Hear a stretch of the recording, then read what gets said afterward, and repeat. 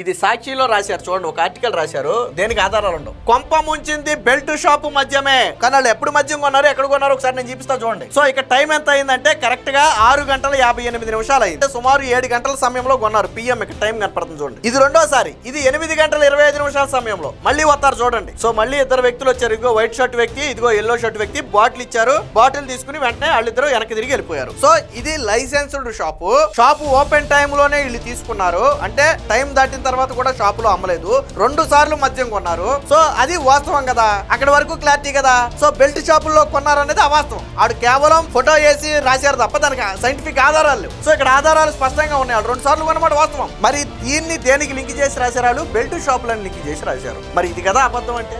Already liquor అనేది రాష్ట్రంలో కొంచెం వైరల్ గా ఉంది. ఎందుకంటే ఇటీవల జోగి రమేష్ ఏపీలో కల్తీ మద్యాన్ని కూటమి ప్రభుత్వమే బురద జల్లాలని ప్రయత్నం చేసి జోగి రమేష్ అడ్డంగా దొరికిపోయాడు. సో ఆల్రెడీ జగన్మోహన్ రెడ్డికి చెందిన అనుచరులు ఇదే లిక్కర్ స్కామ్ లో అరెస్ట్ అయ్యి జైల్లో ఉన్నారు. కొంతమంది బయటకు వచ్చారు. కాబట్టి ఇప్పుడు దాన్ని కొద్దిగా డైవర్ట్ చేయడం కోసం కూటమికి అంటించడానికి వీళ్ళు చేసినటువంటి ప్లాన్.